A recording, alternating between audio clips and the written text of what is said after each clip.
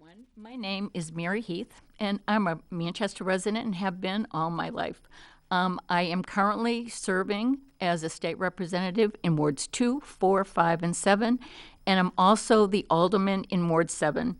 And today I'm here with Maxine Mosely, and Maxine is running for Alderman in a special election on May 9th for Ward 6. And the Ward 6 polling place is McLaughlin Middle School, and polls are open from 6 a.m. to 7 p.m., so mark that on your calendar, please. I'm honored to be here today with Maxine. I've known Maxine, I can't even remember how long I've known you, Maxine. It's been a lot of years. We've worked together at Memorial High School. We worked together at the Manchester School of Technology. We worked with a lot of kids, and I think we made a lot of difference in a good way for a lot of children. So today we're here to talk about your race, and this is a new endeavor for you.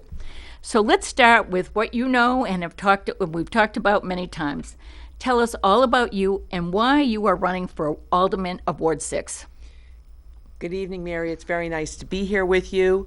I am running in Ward 6 because I think there's a void. There's not been consistent representation for many years. And I think it's important for the residents of Ward 6 to have somebody who's going to sit on the board and stay on the board through their term. I've lived in the ward for over 30 years, but more importantly, I worked in the Manchester School District for 41 years, 23 of those at McLaughlin Middle School, which serves a lot of families in Ward 6. I have worked very hard, worked with a lot of young people and a lot of their families, and worked with Mary and many other fine educators. So I'm really dedicated to wanting to serve. And yes, this is a very new venture for me. I've never held public office, so this is a whole new territory to explore post-retirement. So Maxine, what do you see as the top priorities for Ward 6? I think there's several for Ward 6, but that also spills over to the city side. In knocking on doors and talking to residents, people are very concerned about safety and security. One of their big issues is, are our schools safe? When their children and their grandchildren go to school, are they safe? Do we have protocols in place to make sure that some of the things happening in the country do not happen in this city? And I think that we do have great security in our schools. The other safety and security they have is we have a lot of residential areas, and people are very concerned about cars speeding through their neighborhoods. It makes it very unsafe for children, for families, for people walking, people riding bikes, people just getting out in the environment. So people have a lot of concerns about those two areas. The other concern that people have are their taxes. They want to know, how is their tax money being used? I'm not sure we're transparent enough about where every dollar is going and how it's benefiting each resident in Ward 6. And they want to make sure that their taxes don't continue to go up without some really good quality appropriate services that go together with them. The last thing I would say that people are concerned about is their streets and their sidewalks. We have a lot of streets in Ward 6 that we've just been refilling potholes and refilling potholes and refilling potholes. And the condition of those streets really needs to be looked at. I know that we have that issue all over the city.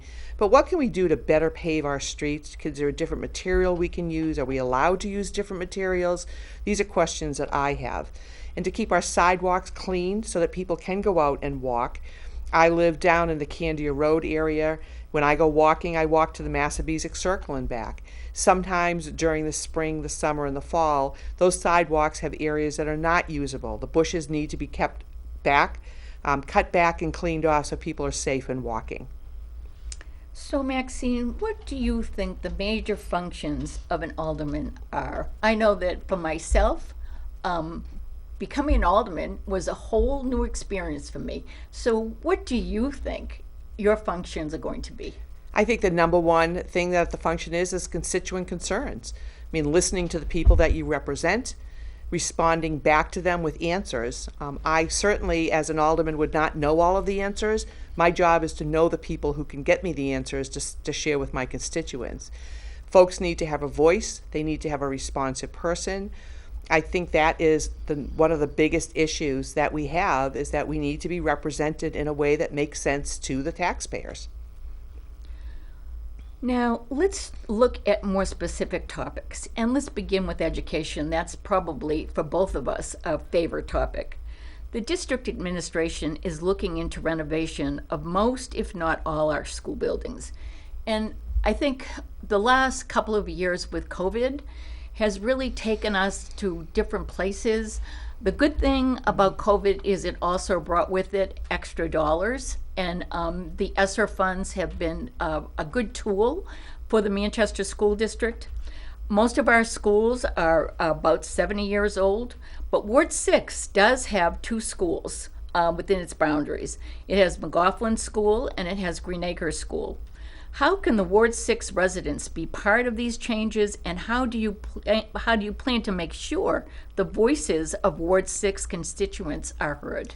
Well, first, let me give a shout out to Henry J. McLaughlin Junior Middle School, which this year turns 25.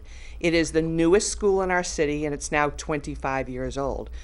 So I think that as we go through the process of the facilities work, the school district is doing a nice job creating opportunities for the citizens to come to forums and to learn about what is happening and to give their input about what is important to them. I don't think we're seeing enough parents and guardians coming to those meetings. We need to go to places that make sense to those folks. I've been to one of those, the listening sessions. It was very helpful in my understanding of where the district is leaning towards. I think that with our older buildings, this is not an issue of we just abandon the buildings or we take them down. There's rich history in places like Central High School, West High School, Memorial High School, Wilson Elementary School, Bakersville Elementary. These are some of our older schools, but they have a neighborhood feel in them that we don't want to lose. We don't want to turn into a school district that has big buildings with no local charm. So I think that there's been a lot of improvements being made in our schools. There's been a lot of energy efficiency started. We need to continue to look at what is the physical plant that we're sending our young people to. There are schools that need upgrades. There are schools, we look at MST, Manchester School of Technology, that doesn't have a cafeteria, that doesn't have a gymnasium, but it now includes a 4-year high school. So how do we accommodate that? Do we accommodate that with working with Memorial High School, which has those physical plants and services? And I think that's been the plan, and that's what they're working on.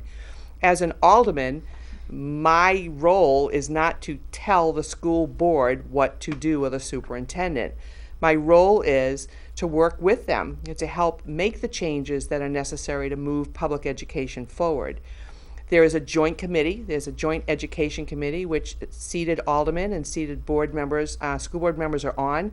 I would certainly request as an alderman to be on that board. I think with my 41 years of experience in the Manchester School District that I know a lot, and I can add a lot of information and a lot of support to those discussions.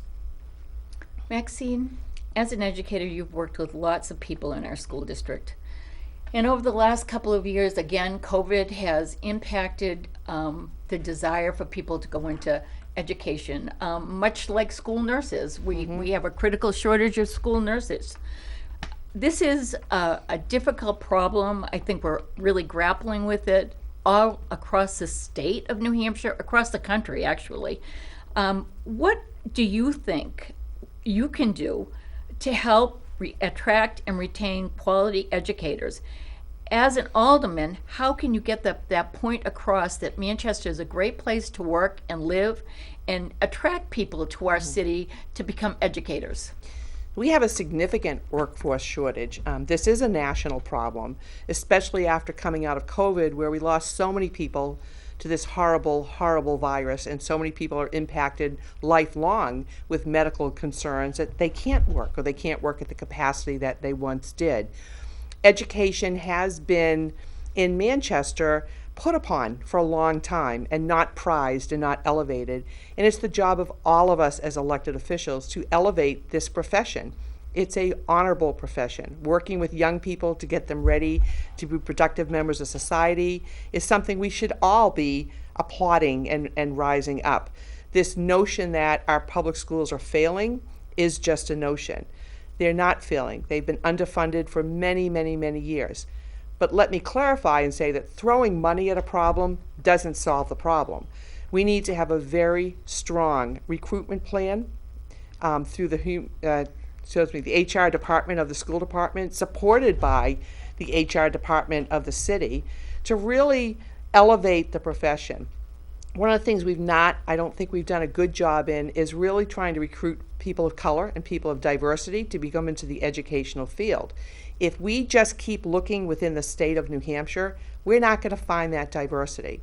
We need to have a plan that reaches out across the country in communities of color to encourage people to come here and work, especially in education. And that needs to come from our students and our families.